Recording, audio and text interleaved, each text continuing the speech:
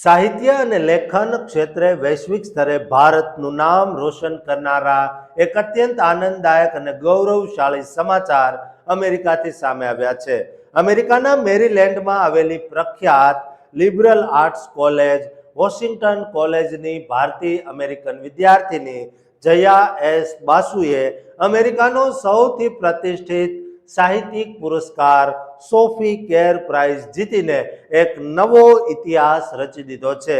આ એવોર્ડ અમેરિકામાં કોઈ પણ કોલેજ કક્ષાના વિદ્યાર્થીને અપાતો સૌથી મોટો સાહિત્યિક એવોર્ડ માનવામાં આવે છે અને આ વર્ષે આ એવોર્ડ પોતાના 59મા વર્ષમાં પ્રવેશી ચૂક્યો છે.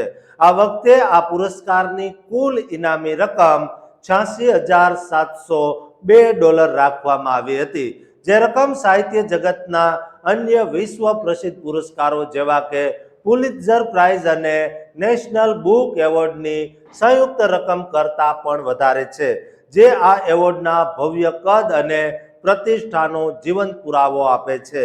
જયા બાસુ આ પ્રતિષ્ઠિત એવોર્ડ મેળવવા માટે દેશભરમાંથી પસંદ કરાયેલા અંતિમ 6 ફાઇનલિસ્ટોમાંથી એક હતી.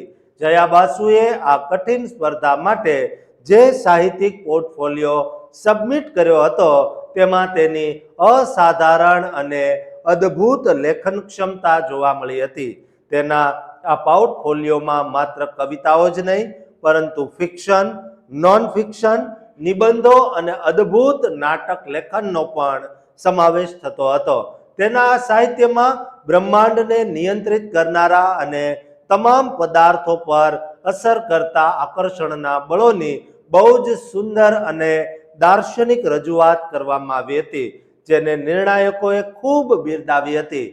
પોતાની આ અદ્ભુત અને ઐતિહાસિક સફળતા અંગે વાત કરતા જયા બાસુએ જણાવ્યું હતું કે એક લેખક તરીકે મને જુદા જુદા વિષયોમાં ખેડાણ કરવાનો ભારે ગર્વ છે.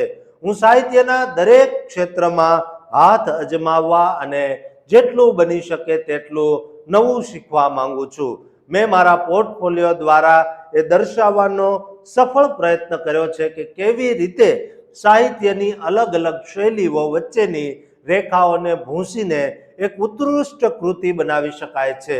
આ બહુ જ ભાવનાત્મક અને મહત્વની બાબત પર પ્રકાશ પાડતા જયાએ ઉમેર્યું હતું કે મુખ્યત્વે શ્વેત લોકોનું પ્રભુત્વ ધરાવતી આ પ્રતિષ્ઠિત સંસ્થામાં આ સર્વોચ્ચ એવોર્ડ જીતનાર હું ખૂબ જ જૂજ અશ્વેત એટલે કે પીપલ ઓફ કલર વ્યક્તિઓમાંથી એક છું.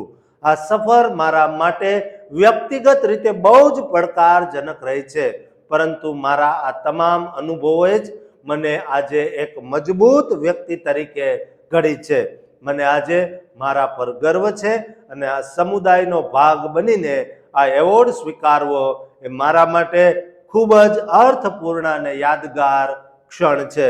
વોશિંગ્ટન કોલેજના એસોસિએટ ડીન શોન મિહાને પણ જયાના મુક્ત કંઠે વખાણ કરતા કહ્યું હતું કે જયાનું લેખન પાંડિત્ય, સુંદરતા, આશ્ચર્ય અને ઉદ્દેશ્યનું એક અદ્ભુત મિશ્રણ છે અને આવી કોઈ ક્ષમતા પ્રોફેશનલ કે દાયકાઓનો અનુભવ ધરાવતા લેખકોમાં પણ માંડ જોવા મળે છે.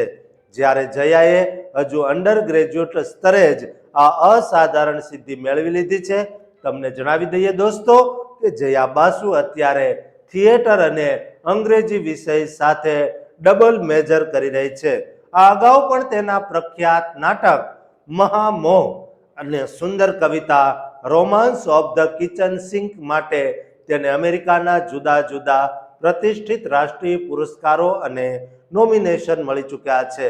આ સોફી કેર પ્રાઇઝનું નામ 20મી સદીના શરૂઆતના પ્રખ્યાત લેખિકા સોફી કેરના નામ પરથી રાખવામાં આવ્યું છે. તેમણે પોતાના વસિયતનામામાં કોલેજ માટે એક બહુ મોટી રકમ દાનમાં આપી હતી, જેની શરત એ હતી કે તેની વાર્ષિક આવકનો અડધો હિસ્સો દર વર્ષે સાહિત્ય ક્ષેત્રે તેજસ્વી ભવિષ્યની સંભાવના ધરાવતા ગ્રેજ્યુએટ થતા સ્ટુડન્ટને એવોર્ડ તરીકે આપવામાં આવે, પ્રોત્સાહિત કરવામાં આવે. જયાની આ સફળતાએ સાબિત કર્યું છે કે પ્રતિભા કોઈ સરહદોની મર્યાદા નડતી નથી. દોસ્તો, આ આપણા ભારતીય વિદ્યાર્થીએ અમેરિકામાં જે રીતે ભારતનો ઝંડો લહેરાવ્યો છે અને સફળતામાં નામ રોશન કર્યું છે તે ખરેખર શેર લોહી દરેક ભારતીયને ચડાવે તેમ છે. માટે દરેક ગુજરાતી, દરેક ભારતીયને આ વિડીયો શેર કરજો અને આ ચેનલને સબસ્ક્રાઇબ કરવાનું ચૂકતા નહીં.